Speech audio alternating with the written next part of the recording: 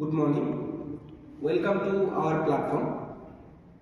আমরা আজকে যে বিষয় নিয়ে মূলত আলোচনা করব সেই বিষয়টা আমাদের সঙ্গে আমরা পরবর্তী ক্ষেত্রে বলে দেবো অবশ্যই।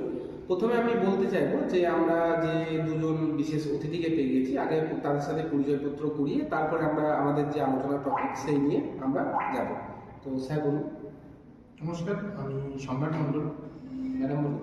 নমস্কার, আমি শ্রাবণী সরকার। আচ্ছা, এরপরে আমি আমার পরিচয়টা দিই। নমস্কার, আমি সৌভিক মুখার্জি। আমরা বিশেষত যে টপিক নিয়ে আজকে আলোচনা করব বা যাদেরকে পেয়েছি তাদের সাথে যে মূলত বিষয় নিয়ে আমরা তাদের সাথে দু চার কথা শুনবো, সেই বিষয়টি হচ্ছে আমাদের এখনকার যুগে স্বাস্থ্য বা আমাদের শরীর চর্চা কীভাবে মেনটেন করা হয় বা কীভাবে আমাদের ডেইলি লাইফস্টাইল মেনটেন করতে হয় বা একটা সুস্থ স্বাভাবিক জীবনযাপন বাঁচতে গেলে আমাদের কী কী জিনিসগুলোই করণীয়, এই ব্যাপারে বিশেষ কিছু কথা স্যারদের কাছ থেকে জেনে নেব। তো প্রথমেই আমি সম্রাট স্যারের কাছে যাবো। সম্রাট স্যারের কাছে আমি প্রথম প্রশ্ন যেটা রাখতে চলেছি সেটা হচ্ছে, সম্রাট স্যার যদি আমাদের বলেন যে স্বাভাবিক মানুষের শরীরচর্চা কীভাবে মেনটেন করা দরকার বা সকাল থেকে রাত অবধি আমরা কীরকম লাইফস্টাইল মেনটেন করলে আমাদের শরীরচর্চাটা খুব ভালোভাবে হবে বা আমাদের শরীর খুব সুস্থ থাকবে, এই ব্যাপারে যদি আপনি কিছু বলেন স্যার। প্রথমে আমি ধন্যবাদ জানাই যে এত সুন্দর একটা প্ল্যাটফর্মে আমাকে কিছু বলার জন্য সুযোগ করে দিয়েছে। আর এখানে যারা অতিথিবর্গ আছেন তাদেরও অনেক ধন্যবাদ। ফার্স্ট স্যার যে কোশ্চেনটা আমাকে বললেন যে শরীর আমাদের যে স্বাস্থ্যটা এটা ভালো রাখার জন্য কি কি করণীয় আমাদের দরকার। তো ফার্স্ট আমি প্রথম থেকেই শুরু করি, সকাল থেকে যেটা আমাদের ফার্স্ট মর্নিং যেটা হচ্ছে 5টা থেকে শুরু হয়। সেখানে উঠে আমাদের একদম ফার্স্ট মর্নিং 5টার সময় উঠে মাঠে গিয়ে অন্তত শরীরের যে যোগা, তারপর ব্যায়ামগুলো, মাঠে ছোটা, এইসব জিনিসগুলো আমাদের 5টা থেকে 6টা এরকম 1 ঘন্টা মোটামুটি আমাদের শরীরচর্চাটা দরকার। 6টার সময় উঠে 6টার সময় এসে আমরা কিছু যেটা 1 ঘন্টার মাঠে আমাদের পরিশ্রম করার পরে 7টার মধ্যে আমাদের ব্রেকফাস্টটা কমপ্লিট করা উচিত সবার ক্ষেত্রে। তারপর আমাদের যেটুকু কাজকর্ম দরকার সেই কাজকর্ম করার পরে দুপুরে মোটামুটি 1টার মধ্যে আমাদের লাঞ্চটা আমাদের কমপ্লিট করে নেওয়াটা বেটার।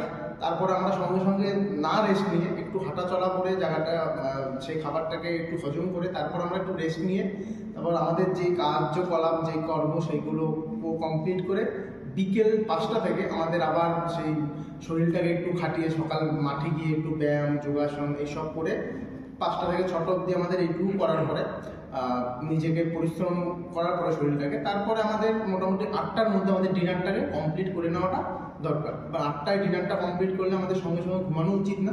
তখন আমরা রেস্ট নিয়ে মোটামুটি আধা ঘন্টা 1 ঘন্টা রেস্ট নিয়ে তারপরে আমরা শুতে যাব। মোটামুটি 10টার মধ্যে, রাতে 10টার মধ্যে আমরা শুয়ে পড়তে পারি। তাহলে আমরা ভোর 5টায় উঠলে মানে এই রুটিনটা যদি আমরা মেনটেন করে চলতে পারি তবে আমাদের শরীরটা একটা দিক দিয়ে এখন যা রোগ বা ডাক্তার লেগে যাচ্ছে আমাদের পেছনে, তো এই রুটিনটা যদি আমরা কন্টিনিউ মেনটেন করি তাহলে আমাদের এই যে ডাক্তারের পেছনে যে খরচাটা বা আমাদের যে রোগ বালাইটা হচ্ছে এই জিনিসটা অনেকটাই কমে যাবে। মানে পুরোটাই কমে যাবে, মানে এই রুটিনটা যদি আমরা কন্টিনিউ ফলো করে চলতে পারি। আচ্ছা স্যার, খুব সুন্দরভাবে বললেন, ওনার যে ব্যক্তিগত মতামত সেটা আমাদের সামনে তুলে ধরলেন। এরপর আমি ম্যাডামের কাছে চলে যাবো। ম্যাডামের কাছে যে প্রশ্ন আমি রাখতে চলেছি সেটা হচ্ছে, স্যার যেরকম বললেন আমাদের সুস্থভাবে জীবনযাপন করতে গেলে কী কী আমাদের শরীর নিয়ে কী কী করা দরকার, ঠিক সেই রকমভাবেই আমি আপনাকে বলবো যে আমাদের সুস্থভাবে জীবনযাপন করতে গেলে বা আমাদের যে বিনা ডাক্তার ছেড়ে যদি আমরা প্রকৃতির কাছ থেকে কী কী সাহায্য নিতে পারি বা আমাদের কী কী খাওয়া দাওয়া দরকার এরকম সুস্থভাবে জীবনযাপন বাঁচতে গেলে, যদি আপনি এই ব্যাপারে যদি কিছু বলেন। ধন্যবাদ আমাকে এই প্ল্যাটফর্মে জায়গা করে দেওয়ার জন্য, কিছু বলার জন্য। স্যার যেটা বললেন যে আমরা যেহেতু সকালে যে প্র্যাকটিসটা থাকে যোগা বা ছোটাছুটির পরে যে ব্রেকফাস্টটা করা উচিত, সেখানে এসে আমার মনে হয় যেটা বা ডাক্তারদের মতো সেটা হচ্ছে হালকা, যে কোনো হালকা, তখনই মানে ব্রেকফাস্টে যে একটা ভারী খাবার খেয়ে নেবো তা না, একটা হালকা খাবার খাওয়া উচিত। স্লাইস রুটি হতে পারে, গমের আটার রুটি হতে পারে।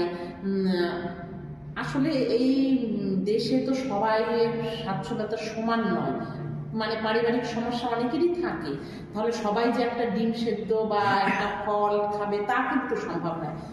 সবার উদ্দেশ্য করে গড়ে মিলে আমি বলতে চাই যেটা, সেটা একটা স্লাইস রুটি খেলো বা রুটি খেলো, তার সাথে নিশ্চয়ই মানে সবজি থাকবে, নিশ্চয়ই কোনো রিস্ক খাবার সকালবেলাটা খাওয়া উচিত নয়। আর যেটা তারপরে যেটা বলবো যে আমরা লাঞ্চে গিয়ে যেটা খাবো, সবসময় তেল মশলা ঝাল এগুলোকে বর্জন করতে হবে। তার কারণ আমাদের প্রাকৃতিক থেকে আমরা এখন অনেক ওষুধপত্র দিয়ে জিনিসপত্র খাচ্ছি, তা এই জিনিসগুলোকে এড়িয়ে গেলে হয়তো ভারসাম্যটা কিছুটা ঠিক থাকবে। বলছি না যে মাছ মাংস ডিম এগুলোতে কিছু প্রোটিন একেবারেই নেই, নিশ্চয়ই আছে, বা খেলেও সেটাকে তেল মশলাটা এড়িয়ে খেতে হবে। আর স্যার যেটা বললো যে 8টার মধ্যে আমাদের ডিনারটা করে নিতে হবে, এটা মাস্ট। তার কারণ কি আমাদের এখন কি হয়, সবাই খেতে খেতে হয়তো রাত 12টা বাজায় 10টা বাজায়, আর বেশি রাত হলে কিন্তু আমাদের হজম প্রক্রিয়াটা কিন্তু কমে আসে। এই কারণের জন্য আমাদের একটু সকালে সকালে খেয়ে নিলে এবং 10টার মধ্যে যদি আমরা ঘুমিয়ে পড়ি, তাহলে হয়তো আমাদের ওইদিকে ভরে ওঠো অসুবিধা নেই, কিন্তু তাহলে হয়তো আমাদের হজম প্রক্রিয়াটা ভালো হবে এবং আমরা কিছুটা অন্তত রোগমুক্ত থাকবো। আচ্ছা, আপনারা নিশ্চয়ই বুঝতে পারলেন স্যার এবং ম্যাডাম ওনাদের নিজেদের মতো বললো যে ডায়েট কীভাবে মেনটেন করতে হয় বা কীভাবে একটা সুস্থ জীবনযাপন কাটাতে হয়।